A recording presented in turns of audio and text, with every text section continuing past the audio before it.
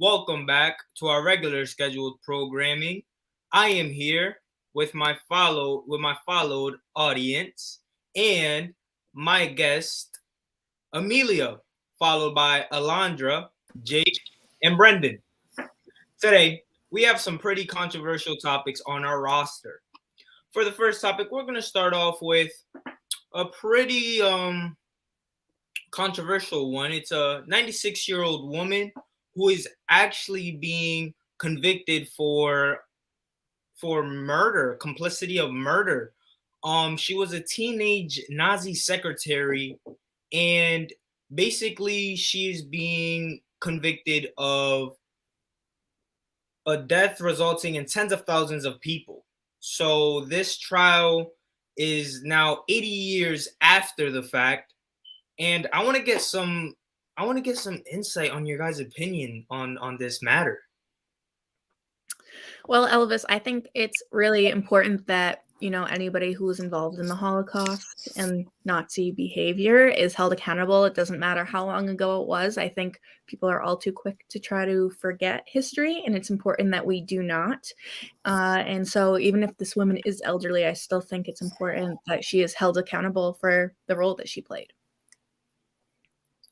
I agree, Amelia. I mean, it doesn't matter how long ago that was, you still have to pay for your crimes. I mean, it took a very long time for her to do so.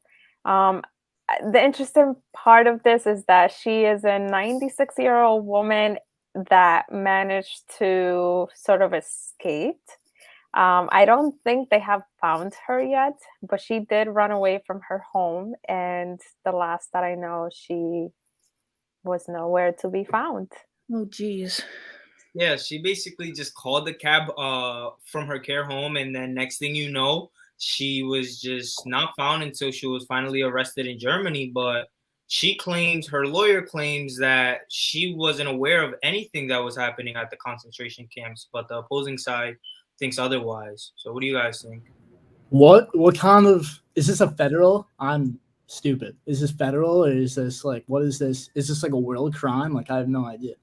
Yeah, so this relates to the Holocaust. She was a secretary at the Nazi concentration camp at the time, and she's basically getting convicted for complicity of murder of tens of thousands of people. And now she's just basically claiming that she wasn't aware of anything. She was a teenage Nazi secretary, but the opposing side doesn't believe her. Yeah, I don't think, her role, even if she was just a secretary, right? Like, I don't believe you can't really know what's going on because the messaging at that time was so strong. And I do think there are people who didn't know exactly what was happening at the concentration camp. However, they were agreeing with the rhetoric that they did know about Nazi culture and obviously what was being advocated by Hitler and his followers. So, I mean, either way, it's not like you thought something great was going on or you were, backing something that was full of love and light. How do you guys feel about incarcerating her? There was a quote that I read by, I can't really pronounce his name, but it's something along the lines of Ephraim Surov, which is, he calls himself a Nazi hunter. He quoted that if she's healthy enough to flee, she's healthy enough to be incarcerated, despite the fact that she's 96-year-old. What are your guys' opinion in terms of that? I mean, I feel like it could be true. If she's healthy enough to roam around by herself, maybe she still has the ability to be in a prison. I mean, where else would she go in order to pay for her crimes? Age isn't a discriminator of prison culture as far as I'm aware. Like, you see people who are younger and they get, to life. That eventually everyone's going to be old. I don't think should be necessarily a determining factor. She might need, additional care or provisions, but I don't think that just means you're no longer guilty because you've aged out. That would kind of be a very unfair thing if that's the case. Yeah, she's screwed. I mean, yeah, there's no way getting out of it. It's how do you think the family feel though after all this time? As if you was to find out that your grandma or your great grandma at this point was a Nazi and you never even knew about it, how would you even feel? I would feel very weird about that, and I wouldn't even know how to approach that situation. Yeah, that would be tough if she was my relative. Like, I love my grandma now to death, and I wouldn't even know how to justify that if someone in my family did those kind of horrific crimes against humanity. Honestly, that would just be devastating to me. Do you think they don't know, or do you think they knew something? Oof. That's a really good They did question. know. That is evil. If they played that off like they didn't know, that's messed up. Well, we see it all the time, right? Like if you cut to like present day, right, with Gabby Petito, Brian Laundrie, there's a lot of suspicion that his parents know and perhaps helped him escape now that he is missing. So, I mean, I think we see it all the time. I don't think family necessarily always does what's right in the justice system. They tend to favor their family and perhaps, you know, look the other way, if not outrightly be complicit in protecting them. Yeah, Jake, what do you think? I think if it was me, I love my grandmother, but I hate Nazis more. So personally, for me, gotta go grandma. Sorry about that. But I think for other people, it'd probably be harder, especially if you have a closer relationship with your grandparents. Well, Jake, on that note, I would also want to share another controversial topic that's been in the news lately. I'm pretty sure everyone's aware about the Facebook shutdown, including Instagram and WhatsApp. Here we have a whistleblower that went to trial against Facebook with the devastating topics on how Facebook has basically brought in the harmful content for children that allows them to see it on their platform. It also weakens the democracy. Again, this is all claimed by her. Also said that it infiltrates on the privacies of its users. So these are all claims against Facebook. And this whistleblower states that it allows the children to access different forms of its media and content without the parental consent, and it can harm public safety of others. So, what are your opinions on these claims, Facebook and by the whistleblower? I think Facebook has had it too good for too long, and it's time to get rid of them, so to speak. I think that they focus on profits over public safety, and they've been doing this. We've known how bad Facebook has been forever. We've known about it since 2016 in the election with the Russian interference by spreading misinformation. We've known that social media as a whole, especially in younger women, it gives them a lot of body dysmorphia. Correct me if that's the wrong term, but it shows too much of a good side of people. It doesn't show the real thing, so our realities are like warped now. Especially on Instagram. Instagram is also a bad contender of this. But Facebook they have too much power. They've had too much for too long, and I think it's time that they get taught a lesson. They need to be kicked down a notch, I think. Can't you argue that for any social media platform, though, that it's all a matter of perception? Yes, I think that Facebook should be kind of like, and we should be making an example out of Facebook for the other platforms that are also doing this, especially like in terms of misinformation. Like YouTube is a big part of that with their misinformation. I know they did kind of a good thing by saying any vaccine disinformation video gets strike down immediately, but I think Facebook should be the start of something that we put onto other platforms, because Twitter is not safe from this. TikTok is not safe from this. Facebook, Instagram, YouTube, all social media platforms are in some way or in one way or another, they're all part of this. They're all complicit in this kind of in this like information world. They're all complicit in what they're doing. So what becomes of the internet then? That's a good question, because how do we regulate this? Because it's I wouldn't say it's so new. It's been around for like a couple of, you know, decades. Exactly. Am I giving you misinformation right now? How do we Yeah, know? that's the This is issue. a really tough question. This is not a black and white answer. This is a very Yeah. gray area, and I think this is a good thing to discuss with people, because this is social media has only been around for like what 20 something years, a little longer, a little shorter, and social media as we know it now has only been around since probably like 2012 ish, within that time frame, early 2010s. Yeah, 20 something years. Yeah. So this is all like, even though it's been around for a little while, a couple decades, it's still new in a way. Most people in our democracy and in our like government don't even know how to work social media. That's a big claim, Jake. Well, there was that represent. It was either a senator or a representative. I don't know if this was during the Facebook whistleblower thing, but he was like, "Are you committed to ending Finsta?" And this woman was like, Finsta isn't a thing. That like Finsta is just a name for a type of profile that like kids use, and it's not like an actual like program. It's not like a product that we make. And he didn't understand that, because this man was just so old and out of touch with technology. Well, I'd say that there's like, social media is for different demographics and different age groups, right? But Right. even if you get rid of Facebook, something new will just be born in its place. We saw that with MySpace. Like nobody's on MySpace anymore, but Facebook took its place, and now Instagram, now so on and so forth. But like, I guess I know I'm giving you a hard time. No, this is like, something you should be giving a hard time, because just these are big claims. it's I just also that think- there's always going to be something next.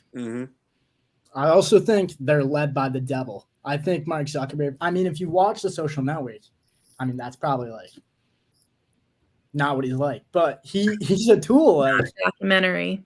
I just want to put it on the table. So that's a pretty big claim there. The Based on a devil. true story. I think I wouldn't say devil. I'd say he knows what he did. And I mean, he's a Harvard. He didn't graduate from Harvard, but he's Harvard educated, and he's probably the smartest guy in tech. One of the smartest guys in tech. He's a devil, but also the smartest. Interesting. That's a very bad combination. I think, yeah, it's very bad. Yeah, he's got the world at his fingertips. When you say he knows what he did, could you elaborate on what you think he did specifically? What I think exactly what we've talked about. I think he knows all about social media and how social media has changed, and how now nowadays kids look at social media, and I bet the suicide rate is sadly so high because of social media and cyberbullying. And I guess to some extent you can blame him. I don't know, but I think he's got a big hand in it for sure. I mean, I'm not taking any social media creators' sides, but then yes, there's a part that you can control, but then how much can you really control what people decide to post? When like we talk about all the false perceptions of like women that are put out there, but then you have a lot of these sort of influencers type of women who post things that they want you to see, and they want the audience to see, which is like this perfect life, their idea of perfect life, and it creates this notion of perfection that is not true. So it's like you can't be on the other end of the social media and trying to like control these things when you're looking at it from that end, and it's like, well, it doesn't seem harmful, so how can you take that initial approach of kind of like making the statement that everything on social media kind of creates all those issues? But it depends on people's usage on it too. I would, building off that, Alondra, I would say this is more of a societal issue than like pinning this all on one person. I think is taking a few like liberties and like just trying to have someone fall on the sword. But I would argue that society is all for these social medias. Everyone's their content sharing platform. So therefore, everyone who's sharing content, creating content, they're molding the world that these platforms become. It's not just like, you know, you look at things like Snapchat. Snapchat was originally built for one thing, and now it's used for a lot of different things. Yeah. So it's the users that kind of change. So wouldn't you say maybe kind of regulating the algorithm of what we see and not so much the content of what is being put out there because of the age differences in the usage of Facebook? Because it's said that 20% of Facebook users are struggling with mental health issues. I think it should still be regulated to some extent. I remember I was reading some sort of article, which I can't recall exactly what was the name of it.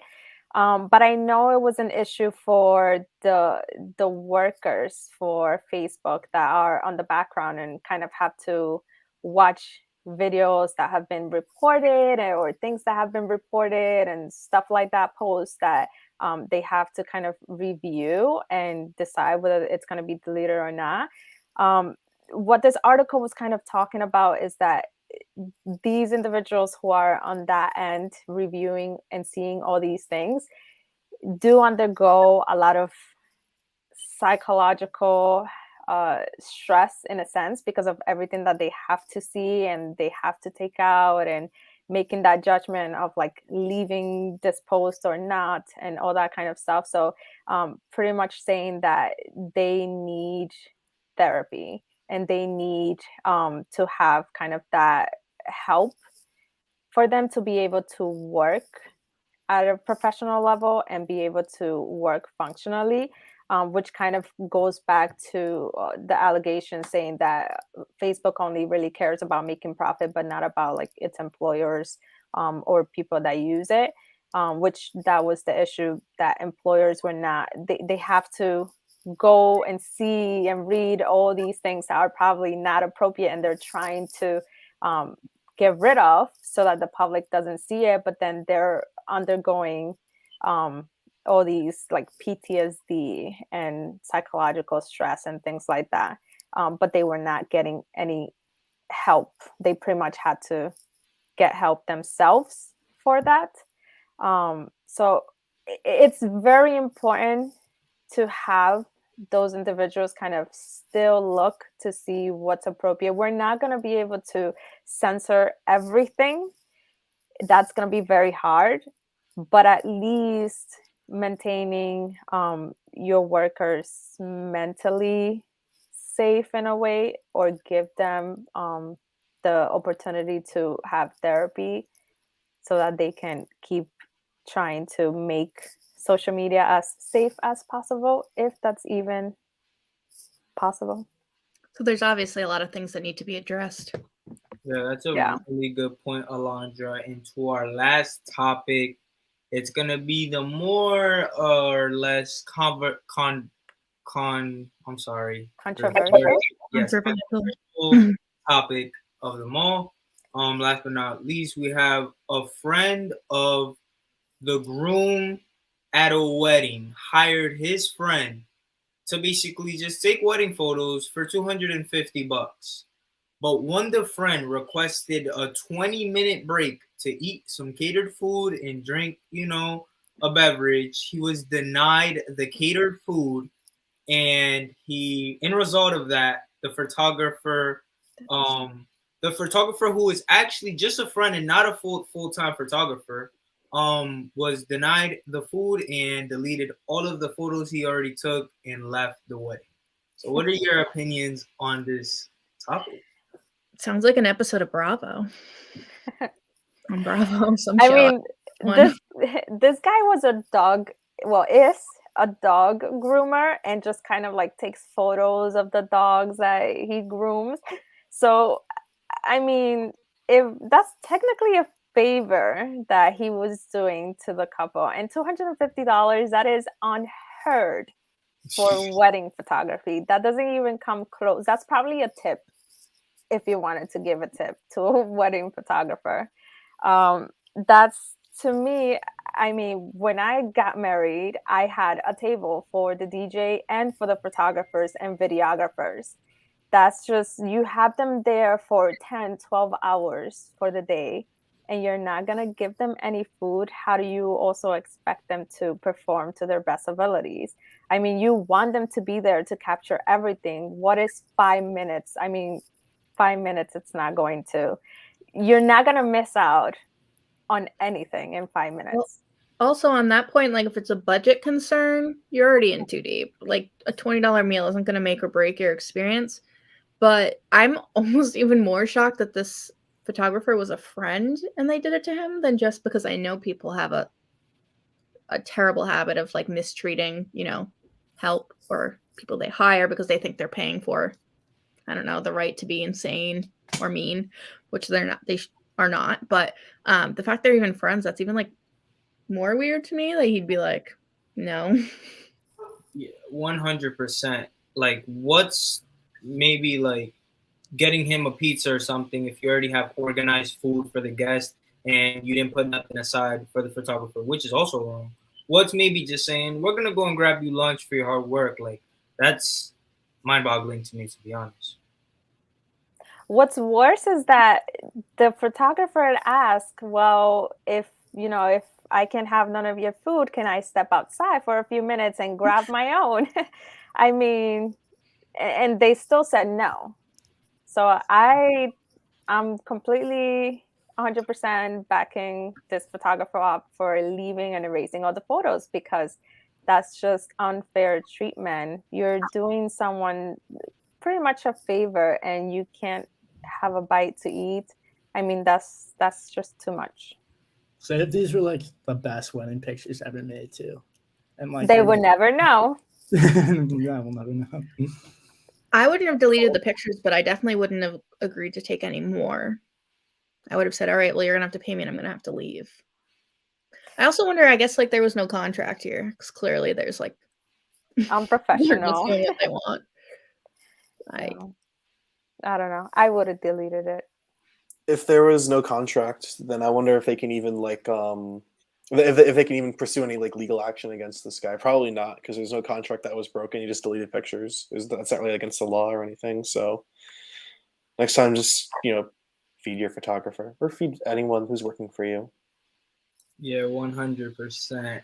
Does anyone else have any more comments on any of the topics we talked about today? Take care of each other, everybody, and don't forget about humanity. Yeah. Overall, overarching theme. And that's going to close out today's 20-somethings TV. I appreciate everyone who attended. I appreciate everyone who for viewing. Everyone take care and have a good rest of your night.